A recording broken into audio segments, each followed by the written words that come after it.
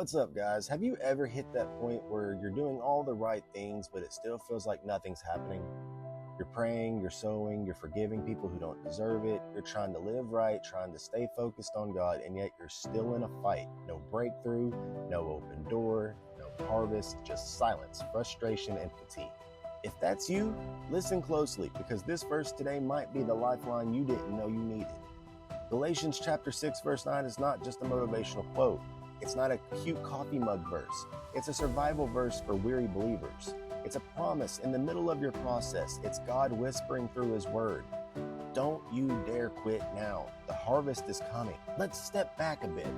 The Apostle Paul is writing to the Galatians, a group of young Christians who started strong in the faith, but were getting overwhelmed. They were under pressure from religious legalists, false teachers, spiritual burnout, and cultural chaos. Sound familiar? They were struggling to find out how to live in the Spirit, not just by works. They wanted to do right, but the weight of life was heavy. So Paul starts teaching them not just about grace and freedom, but about endurance. By chapter 6, Paul gets practical. In verse 7, he reminds them that God cannot be mocked. Whatever a person sows, they will reap. Then in verse 8, he explains that sowing to the flesh reaps destruction, but sowing to the Spirit brings eternal life. And then comes verse 9, our focus for today. Let us not become weary. Notice the word become. That tells us something important. Weariness isn't just about being tired. It's about turning into the tiredness. It's when fatigue starts shaping your decisions, your mindset, your actions. You stop hoping. You stop praying with faith.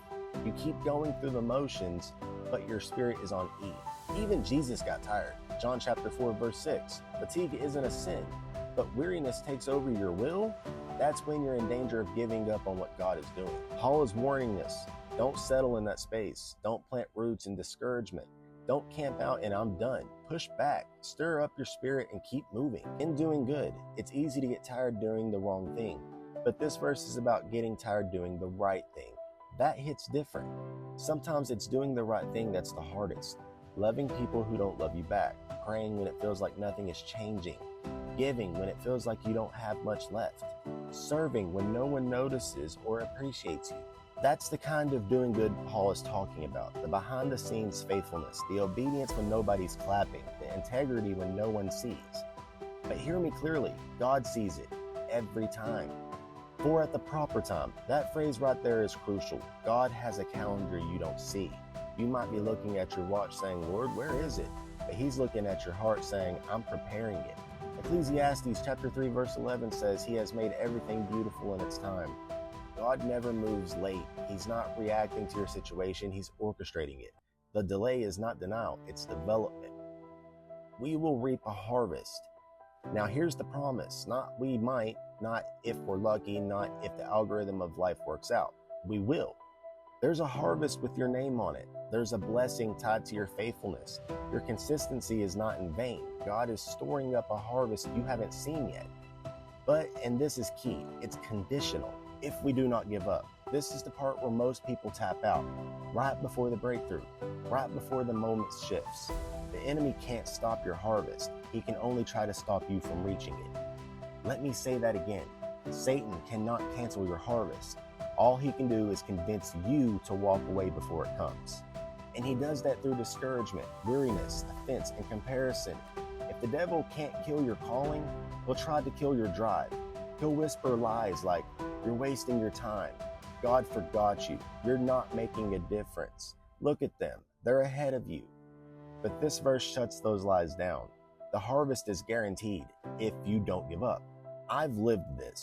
There were seasons where I felt like nothing I did was working. I was trying to be the husband, the father, the pastor, the servant God called me to be, but I felt like I was preaching to empty rooms, sowing into dry ground. I almost walked away from it all. I almost believed the lie that none of it mattered. But by God's grace, I stayed. I kept sowing. I kept praying. I kept forgiving. And slowly but surely, God began to move. And when He moved, it was like everything changed overnight. But the truth is, it didn't happen overnight. It was the result of every seed sown in secret, every moment of obedience, every tear He bottled up. And I believe the same is true for you. You're not wasting your time. You're not forgotten. You're not overlooked. You're being prepared. So here's your word today. Don't become weary in doing good. I know it's hard. I know it feels like no one sees. I know it seems slow, but God sees you and the harvest is coming. You're closer than you think. The enemy wants you to throw in the towel, but heaven is cheering you on. God is faithful. His promises are true. Your reward is not in vain. You're not called to be impressive. You're called to be faithful. And if you just keep going, if you just keep showing up, if you just refuse to quit, you will see the harvest. Don't give up. Don't give in. Don't you dare quit. Because what's coming is better than anything you've left behind.